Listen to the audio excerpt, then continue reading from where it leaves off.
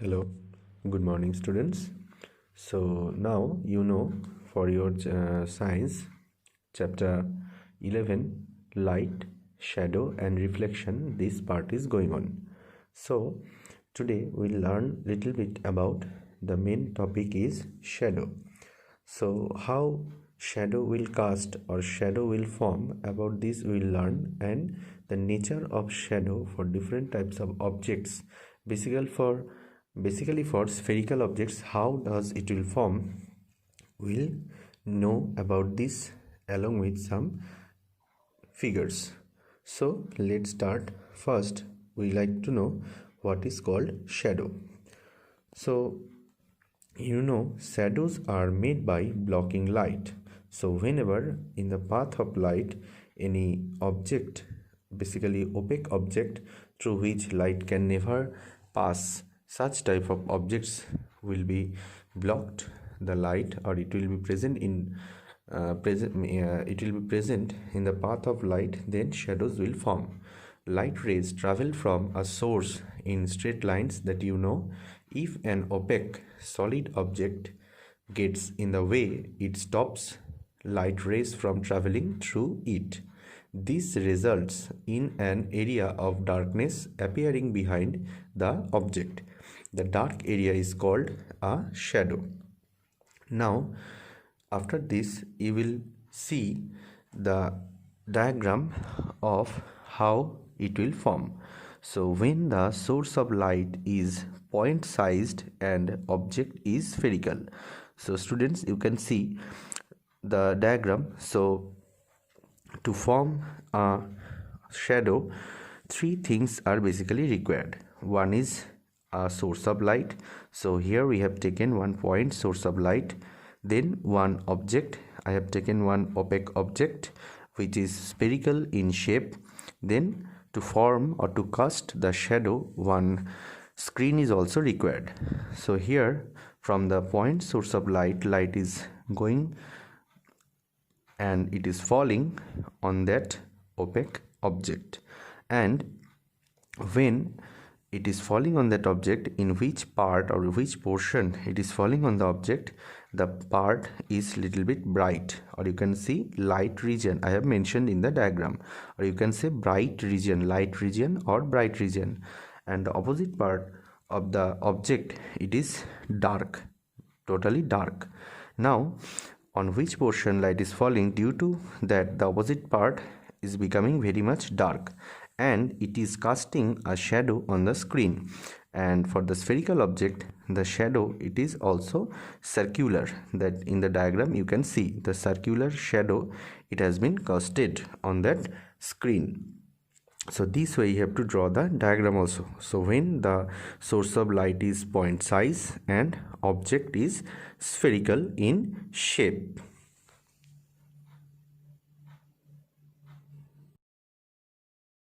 Now students, we will get to know about the property of shadow, or characteristics or classifications of shadow. So two types of shadow, actually three types. There Umbra, Penumbra and Antumbra. So now you will get to know about basically what is called Umbra and Penumbra. So now in the picture you can see one diagram I have drawn, and both are for, means Penumbra and Umbra, whatever I have drawn, both are for spherical objects. Now what is called Umbra and what is called Penumbra? So about this we'll get to know. First of all, Umbra means it is one Latin term for shadow, Umbra, and it is the innermost and darkest part of a shadow, where the light source is completely blocked by the occluding body. An observer within the Umbra experiences a total eclipse. Now students, will get to know about what is called Penumbra. So the Penumbra, which is also from the Latin term, and from the Latin penin, almost nearly this term came, and is a region in which only a portion of the light source is obscured by the occluding body. An observer in the penumbra experiences a partial eclipse. So in the diagram also you can see the umbra and penumbra portion, and which is already formed on that screen, and both are in spherical shape. So the deep dark region for the shadow is known as umbra, and the light dark region around the umbra, which is known as penumbra. Now students will see, or will see by the diagrams right now, if the source of light, which is also in spherical in shape, and the object which is also in spherical in shape, if the source of light is smaller than the object size. So by this diagram we will know. See the diagram students. See one spherical shaped source of light I have placed, and one spherical shaped object is also placed. So if from this smaller source of spherical shape of light it will fall on that spherical object, then on the screen it will cast the shadow, and it will form basically in two different ways already mentioned. One is umbra, that is the innermost dark region, and outer side around the umbra there will be another light dark region for the shadow, that is called penumbra. So I have mentioned in the diagram light dark region penumbra and deep dark region umbra.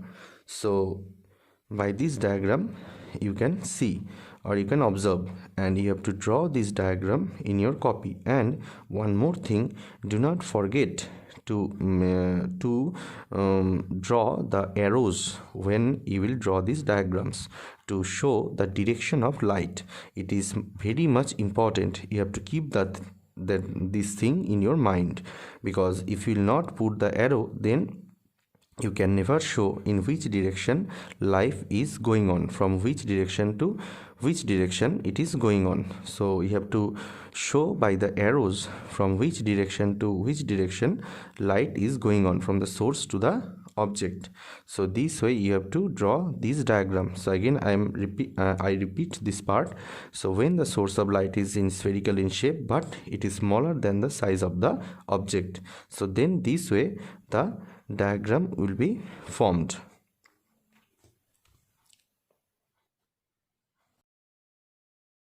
Okay students, now we'll knew about the last part of the shadow for today, that is called, means when the source of light is spherical but it is little bit bigger or much more bigger than the size of the object.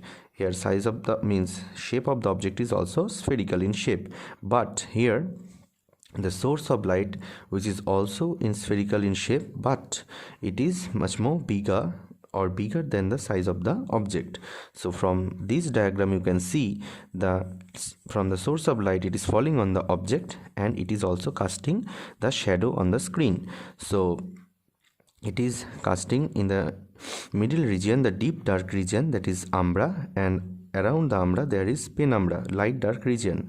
But by this diagram you can see the size of the penumbra is much more bigger than the size of the umbra. So by this diagram you can guess in our daily life where you can see such type of shadows, means such type of shadows where it is casting. So in our daily life you can see when solar eclipse are forming, that moment you can see such type of shadows are forming. So you can see one diagram I have given here, so observe it carefully. So from the sun the light is falling on the moon, and moon is casting one shadow on the surface of the earth. So one deep dark region it is forming on the surface of the earth, that is called umbra. In this diagram it has also shown, and one light dark region it is also forming on this surface of the earth, and that is called penumbra. So due to this we can see the solar eclipse some of the times, that you know. So this is a part or classifications of shadow. So after this part you will get to know about the reflection part, and then pinhole camera. A lot of things are there. So from this part, whatever I taught today, from this part, few questions for you students. First of all, what is called shadow? Then what are the classifications of shadow? You have to mention their names along with some examples. Now, nature of shadow.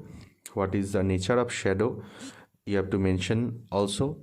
And then another part where you can see in your daily life such type of classifications of shadow. You can see one examples I've given. Many more examples you have to give. You have to think about that from your daily life where you can see such type of shadow formation is going on. So today up to these students, I hope you all have enjoyed this session. Thank you.